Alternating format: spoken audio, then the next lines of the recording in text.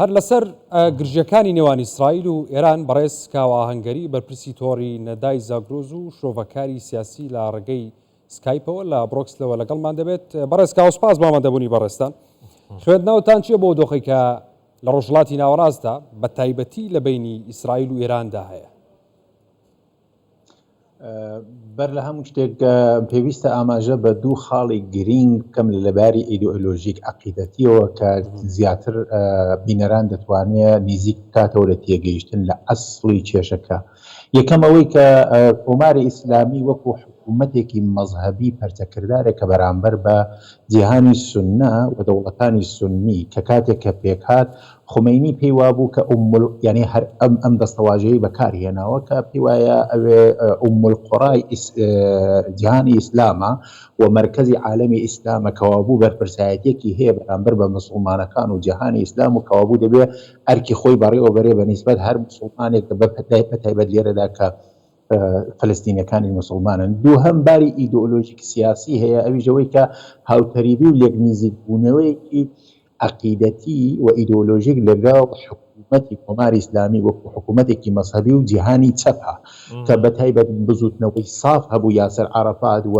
حتا هاوپەیمانێتی کۆماری ئیسلامی لەگەڵ ڕووسیا و یەکێتی سۆڤیەتی جاران و ڕووسیای ئێستاکە جۆرێک هاوتەریبی لەباری عەقیدەتیەوە لە نێو ئەوانەدا هەیە. دا ئیسرائیلیش کە لەبەرەی سەرمایەداریە لەبەرەی ڕۆژاوایەوە ڕۆژاواش کە بە سەرمایەدار و بە کاپیتال نێو دەبردرێ و دەناسێندرێ کەوابوو ئەمان بە جۆرێک خۆیان لە بەرامبەر ڕۆژاوادا پێناسە دەکەن. ئەمە دوو دانە خاڵی بنەڕەتیە بۆ تێگەیشتن لە ئەسڵی کێشەکەی کۆماری ئیسلامی و ئیسرائیل کە پێی وایە دەبێت لە لاپەڕەی ئەم دنیایە لە نەخشەی ئەم دنیایەدا بسڕدرێتەوە. ئەمە دروشمێکە کە کۆماری ئیسلامی هەڵگرتووە. بەڵام لە ڕاستیدا ئەسڵی کێشەکە لە بینی ئەگەریزم فەرموون کێشەکە لە بینی ئێران و ئەمریکادا زۆرتر جەهانبینیە، یعنی جەهانبینیە کە وێژمانێکە وتارێکە کە کۆماری ئیسلامی وەکو کە دوو بەشی معرزکردن خۆی تێوە گلاندۆ و پێیدا ماوەتەوە و ناتوانێت تووشی ئاژبوونەوە یا لێک نزیکبوونەوە لە ڕۆژاوا بێ وەر لە ڕۆژاواش بە سەرکردایەتی ئەم ژمنایەتی دەگەڵ تا ئێستا بەردەوامە. زۆر باشە کاکەوە. ئێستا ئەمریکا دەڵێتن هەڕەشەکانی ئێران ڕاستەقینەن و ئێران ئامادەکاری کردووە بۆ ئەوەی هێرشی سەر ئیسرائیل بکاتن.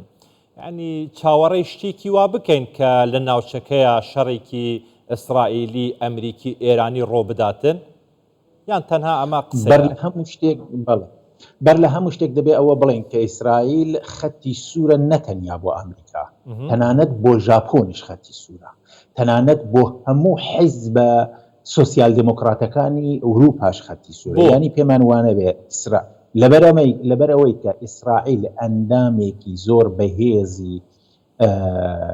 کۆمەلگای نێودەوڵەتیە، لەبەرەوەی کە ئیسرائیل لە سازوکاری ئابووری جیهاندا دەستێکی باڵای هەیە بەتایبەت جوولەکەکان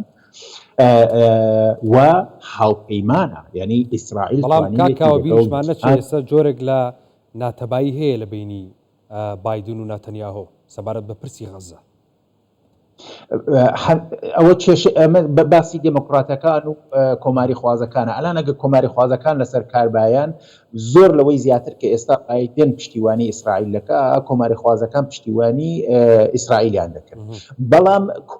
مەوجودیەتی ئیسرائیل خەتی سوورە بۆ بایدنش. ئەمن باسی ئەوە ناکەم کە سیاسەتەکان تاکتیکەکان چۆناچۆن دەڕۆنە پێشە، یانی لە جێگایەکدا لەوانەیە بایدن پێی وابێ کە نابێ ئێستا هێرشی موشک ئەگەر کۆماری خوازێک پرەزیدنت بێ پێی وایە. بەڵام مان و نەمانی ئیسرائیل هیچ شتێک لەوەدا نابێ بکەین کە مان و نەمانی ئیسرائیل خەتی سوورە بۆ ئەمریکا، خەتی سوورنانەت بۆ ژاپۆن و بۆ کورەی جنوبی و بۆ تەواوی وڵاتانی ئوروپای. ئەمن جارێک لە پارلەمانی ئوروپا شوێنێک ممکن نوێنەرێکی سیاسەتمەدارێکی گەورەی ڕووسیشی دەبوو، تەنانەت ئەوانش بە نیسبەت یەتی ئیسرائیل پشتیوانی لە کۆماری ئیسلامی ناکەن. بۆیە کۆماری ئیسلامی ناتوانێت بچێتە شەڕێک لەگەڵ جیهانەوە. ئەمە لەلایەکی باس کە ئیسرائیل وەکو خەتی سوورێک بۆ زۆربەی وڵاتانی ئەم دنیای بەتایبەت جلهێزەکانی ئەم دنیا هەیە. لەلایەکی دیکەوە کۆماری ئیسلامی لە ڕووی ئابووری و لە ڕووی ئەمنیەتی و لە قەیرانێک دایەوە بە تایبەت قەیرانی مەشروعی ینی سێدانە قەیرانی زۆر ئێستا بەرەوکی کۆماری ئیسلامی گرتووە کە ئیزن نادا بە خامنەیە کە و شەڕێکی ئاوهاوە یەکان کۆماری قەیرانی ئابووریە کە هەموو ئاگادارن یۆرۆ بۆتە 69,000 یەکیشان قەیرانی ئەمنیەتیە کە ئەمە لە چەندی ساڵی ڕابردوودا دیتومانە کە ئیسرائیل لە نێو تاراندا کەسێکی وەکو فەخریزادە کە بلیمەت و یا بڵین دانشمەندێکی هەستەیە دەیکوژێ یان مەسەرەن بە تۆن دێکومنت و شتی نەهێنی پرۆژەی هەستەیی ناوەکی ئێران دەدزێ. زۆر باشە کاکاوە ئێستا ناوچەکە ئەوەندە ئالۆزە شرۆڤکارەکان باسکەوە دەکەن کە ئیتر پێدەچێت شەڕێک ڕۆ بدات بەری کەوتنێک ڕۆ بدا بەڵام بە ئەم پرسیارە لە بەڕێستان بکەم دیموکراتەکان دەمەویست باسی ئەوەش زۆر باشە با من پرسیارەکەم بکەم دوای وەڵامەکەش بیدەوە بام پرسیارەکەم بیکەم دوای وەڵامەکەش بیدەوە کاکەوە باسەوە دەکەن کە دیموکراتەکان لەم کابینەی کە جو بایدن سەرۆکاتی دەکاتن سەپۆرت و سەرپەرشتی دوو شەڕی جیهانی دەکاتن یەک شەڕی ئوکرانیا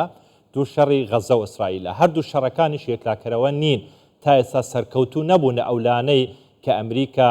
پشگیری دەکات سەپۆرتیان دەکاتن پێت وایە ئەمریکا شەڕێکی تر بخۆڵقێنێتن لە ناوچەکە کە تا ئێستا چارەنووسی دوو شەڕی گەورەی جیهانی یەکلای نەبووتەوە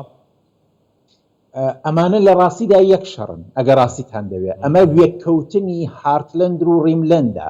هارتلند بە سەرۆکایەتی رووسیا ڕیملەند بە سەرۆکایەتی ئەمریکایە یعنی چ لە ئوکراین بێت چ لە غەزە بێت چ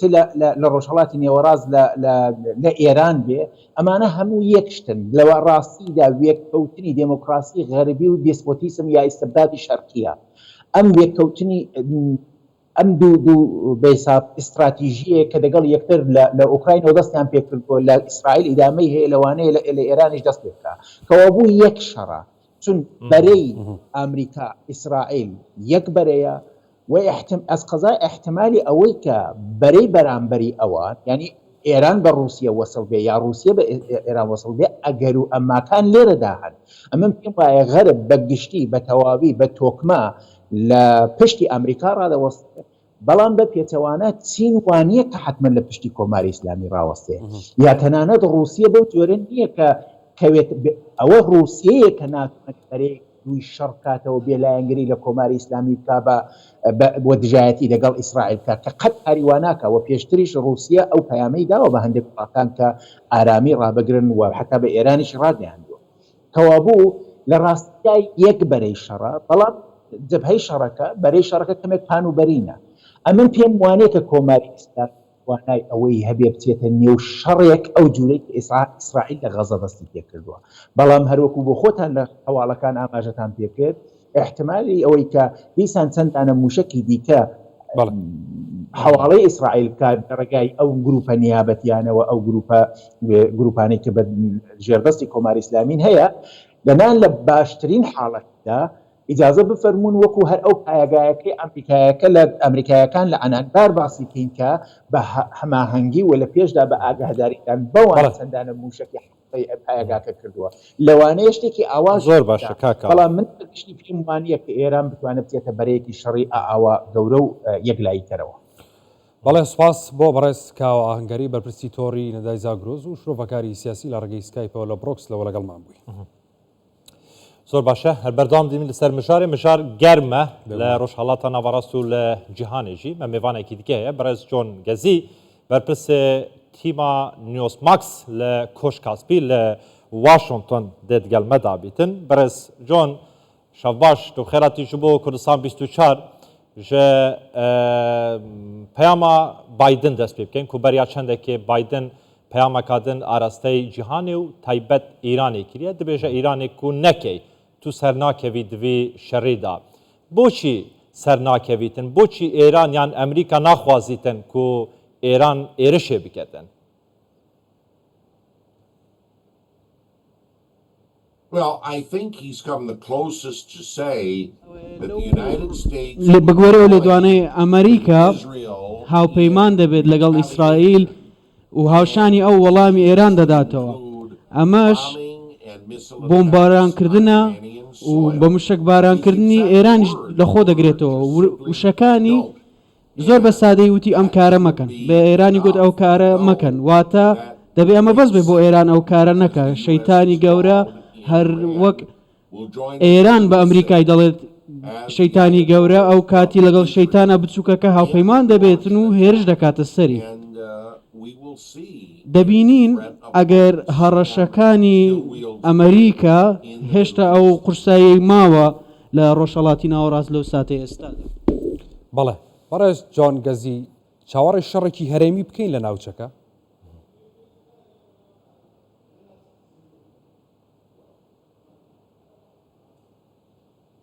Obviously, looking at Prime Minister Netanyahu's plan to strike at نەتەنیاهۆ Rafah, کە پلانی داڕێشتە بۆ هێرشکردنە سەر ڕەفاح بۆ هێرشکردنە سەر حەماس attack on Iran.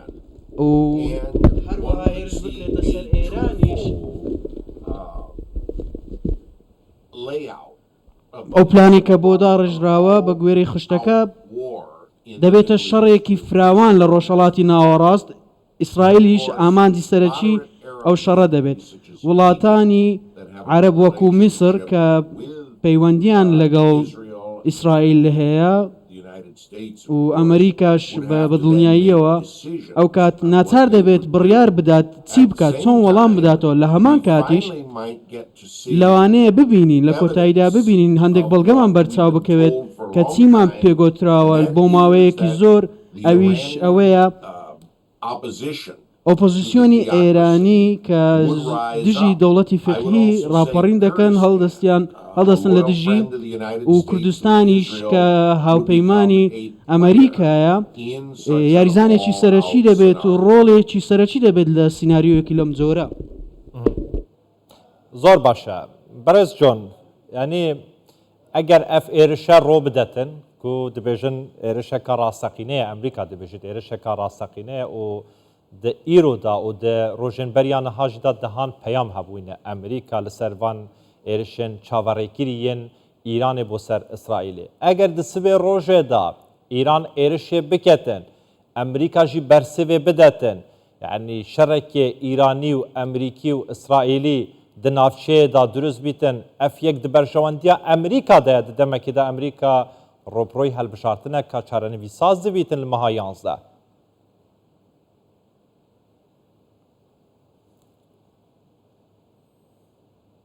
No American president, least of all the American public, ڕۆکێکی wants war, ئەمریکا شەڕی ناوێ particularly on the کەس other شەڕی ناوێ side of the world. بە دیاریکراوی لەلایەکی دیکەی جیهان بەڵام ئەگەر ئەمریکا پابندی پەیمانەکانی خۆی نەبێت بۆ پشتیوانی گەلانی دیکە و وڵاتانی دیکە وەک یەکێتی ئەوروپا پەیمانی ناتۆ یان ئیسرائیل بە دیاریکراوی ئەو کات Uncle Sam is no longer seen سام ئەمریکا واتە وەکو ئەو پیاوە و سەرکردە ئازایی جیهانی ئازاد نابیندرێ بەم سادەیە پێتان دەڵێم There's a saying in scripture about نووسینێک هەیە wars and rumors of لەبارەی شەڕ و هەروەها دەنگۆیەکانی شەڕ دەنگۆیەکانی شەڕ هەندێک جار بەسن actual wars بۆ ئەوەی ڕێگری لە شەڕ بکەن واتە تەنیا هەڕەشەکانی ئەمریکا لەوانەیە بەس بێت بۆ ئەوەی وا لە ئایەتوڵاکان بکات وا لە پاسدارانی ئێران بکات شەڕ بکەن ڕێگریان لێ بکات و ترسیان لە دڵ بنیشێتەوە ئەو هەروەها ئەمریکاش پابندی ئەو هاوڕێتی درێژخایانەی خۆی دەبێت کە لەگە ئیسرائیل هەیەی و لەگە وڵاتانی دیکەش هەیەی لە هاوپەیمانانی ئیسرائیل بەڵام تا ئێستا هەڕەشەی ئەمریکا لەوانەیە بەس بێت بۆ ئەوەی ڕێگری لە ڕوودانی شەڕێکی لەم شێوەیە زۆر باشە بەڕێز جۆن ئەو ئەم شەڕی کە ئێستا هەیە بیانوەکەی شەڕی غەزێ ینی ئەو ئاڵۆزیانی کە لە بینی ئیسرائیل و ئێراندا هەیە بیانوەکەی شەڕی غەزەیە پێتان وایە ئەمە درێژکراوەی شەڕی غەزەیە یا خودت شەڕێکی دیکەیە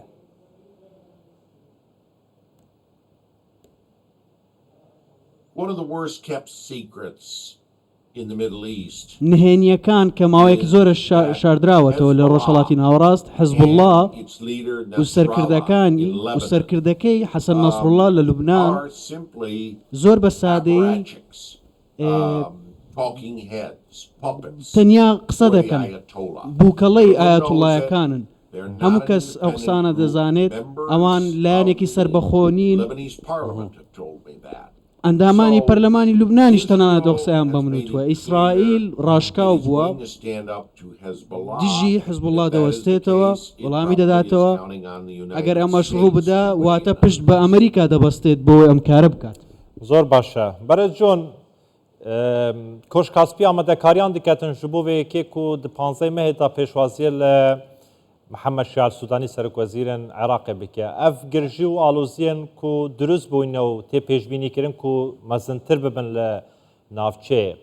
Bandoriyê li ser seredana Mihemed Şial Sudanî dirust dikin?